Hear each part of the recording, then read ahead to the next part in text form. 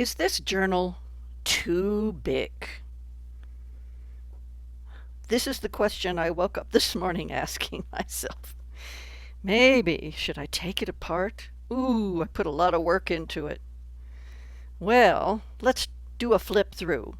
I would love to hear your comments, and I will share with you a few more of my thoughts around this. I did some cool things in this one, but maybe, I don't know. So, anyway, there we go. Look at this big guy. So, this is a gift. I'm not selling this one. This one is a gift for a wonderful friend. And this is a fabric cover. I put a layer of quilt, just a thin kind of quilt bat in between the cardboard and the fabric, so it would have a little bit of a cush sort of a feel. It has a floating spine, which does help tremendously in making the signatures lie flat. And I have a writing board, and the writing board helps when, with something this bulky, and there's a lot of lumpy stuff in here, which you'll see. So anyway, I got all done, and I spent quite a bit of time sewing these in with the structure of this cover is really, really good. I'm proud of the structure, so there's no problem with that. It's just, I don't think I'm going to make one quite like this again, so this was a great experience. So in the flip through, let's just do a flip through. So this is just a fun thing that I made for a friend. She likes burgundy, so that's pretty much the theme, is kind of that warm burgundy. There's it's like burgundy rust, just kind of, yeah. I hope that I got her aesthetic well.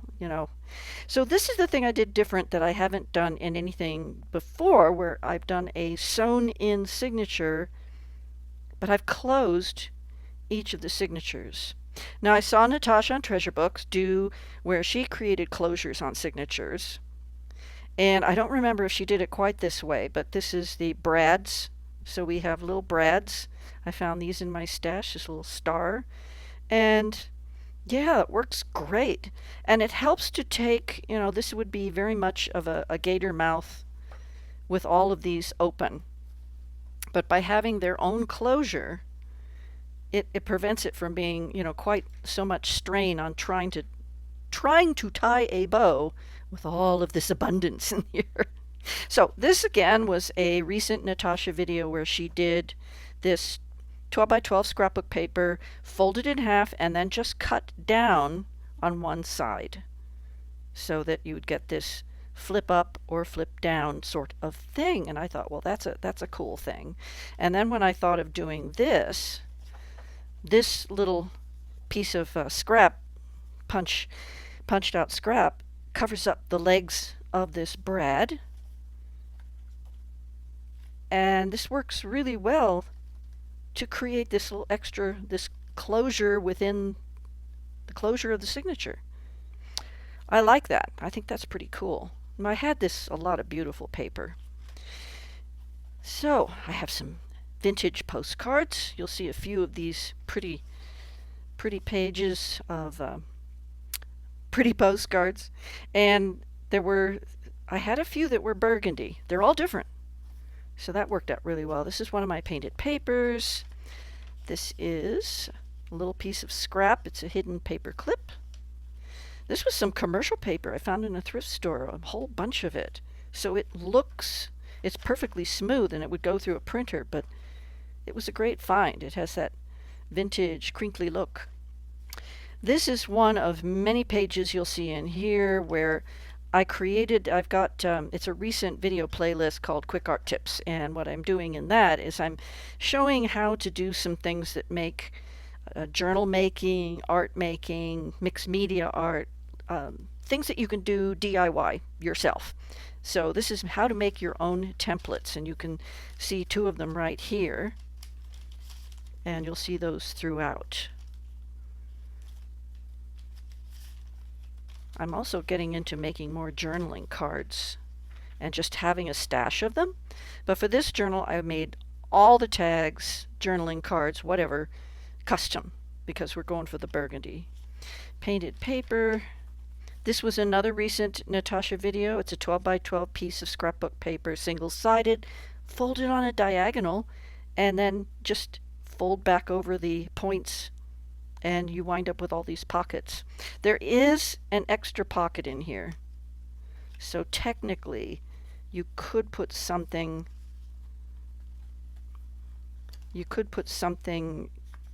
in here as well, but it is rather fiddly. So yeah, it's just easier to put it in the one pocket. This is something that I'm doing more. I've been watching Tony on Crafty by Tony for how she's making tickets and tags and clusters, and Margaret on Seven Plaza. So I've started making some parts and pieces, and they came in really handy. And I rubber stamped some butterflies and some labels. So this is fun. Does make things a little bit faster.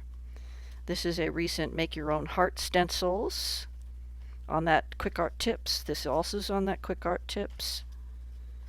It does make it quick to make some fun edges on pages.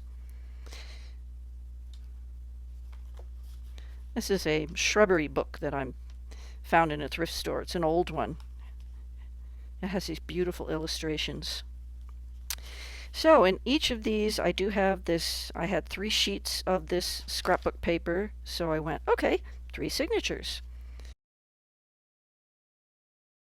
And just a little piece of coffee dyed paper. I'm sorry, I can't remember who it is I learned this from, but this is just spraying coffee on paper with a spray bottle. And then this particular sheet I rested, on this side, I rested the bottle, the spray bottle, and it created this actual coffee ring. I thought that was a fun idea.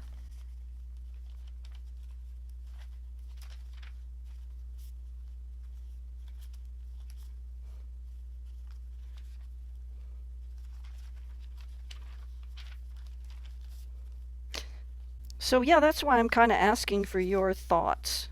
Because one of the things that I was thinking about this morning, after I'd already sewn everything in.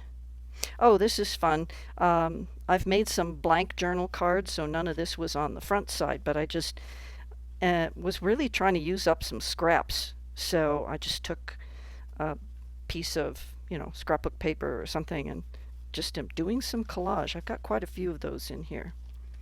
So one of the things that I was thinking about this morning, after I'd already sewn in the signatures, is that I could have made these to be 3 separate journals and maybe made a box. So instead of it being a cover, I could have put a base on it, and these could have been slide out journals, and it could have been a boxed set. And I thought, oh, I wish I'd thought of that yesterday before I made the cover, because I think that would be fun. Or these could have just been a bundle of 3 journals.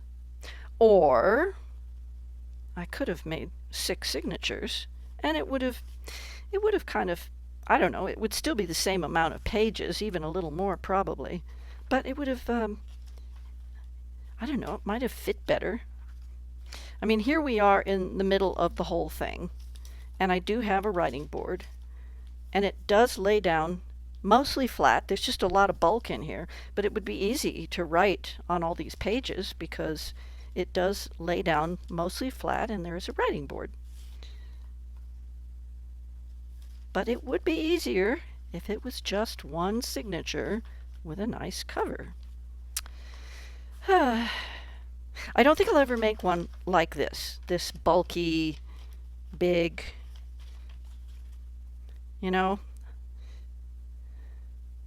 and that belongs in there. This is a second take on the video. See, here's another where you can see the layers of just tearing scraps from projects and having all these scraps, and it just makes kind of a fun texture.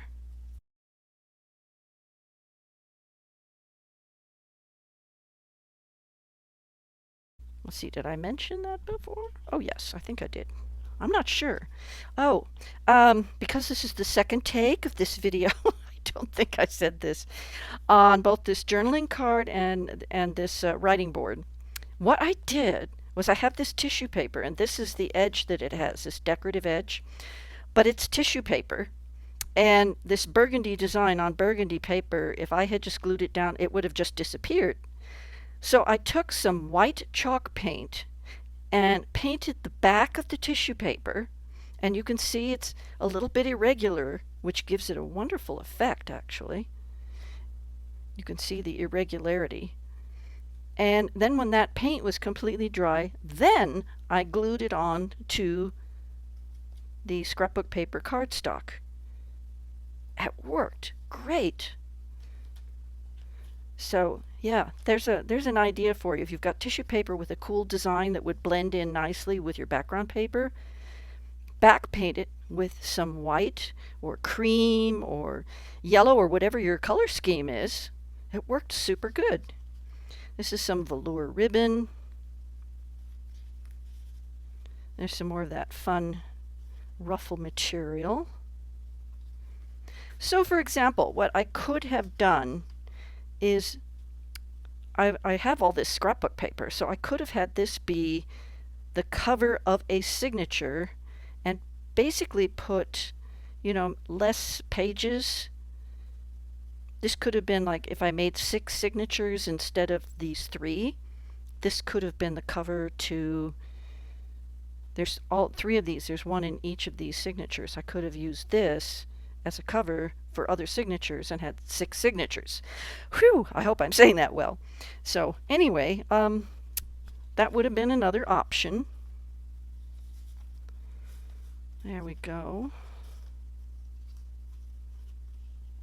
You can really see that scrap paper, the way it came out. It was a great way of using up all those little strips.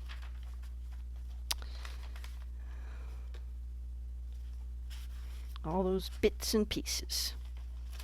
Just a coffee-dyed coffee filter.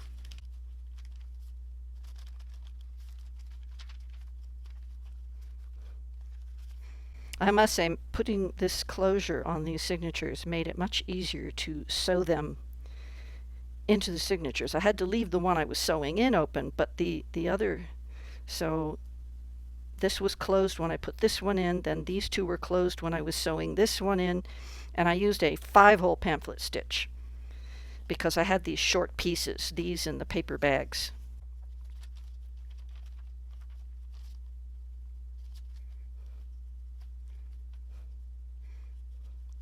Here we go.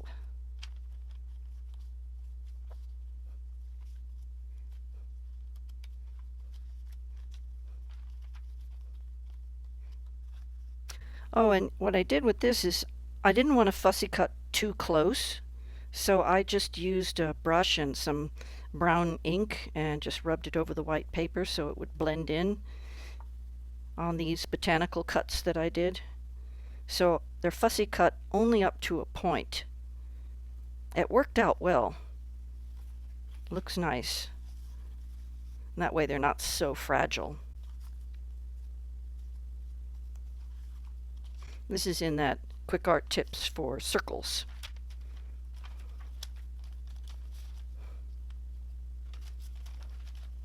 And we're down to the last one. And this also has a flip up. So I will I can link these videos for Natasha's flip up and her little triangular thing. And that's another piece of that velour ribbon that I glued onto this paper before I glued the paper onto the cover. So I would love to hear your comments. Yeah, should I take it apart? And just, yeah, I don't want to take it apart. I made it really, really well, and it is pretty. So I think what I'll do is I will, when I take it, because this is in another city, when I go to take it to my friend, I will ask her.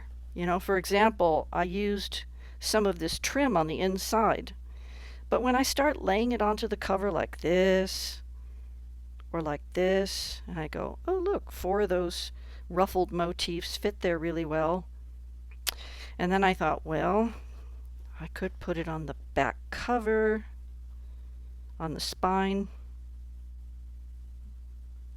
or put 2 of them on the spine. I don't know. It's like, I feel like it doesn't need it because this is beautiful fabric. So I'm going to take this with me and I will ask my friend what she would prefer. Because if she would rather have these 3 signatures as 3 separate journals, I'll take it apart. And who knows, maybe I could add a bottom to it and turn it into a box set. That would be a little bit hard at this point, but it's still possible. This is just something to think about is, for me, for me anyway, is I don't think this is optimal. I think that, yeah, I think I'm going to do it different from now on. I am glad I put this closure on each of the signatures. That does help. It does help.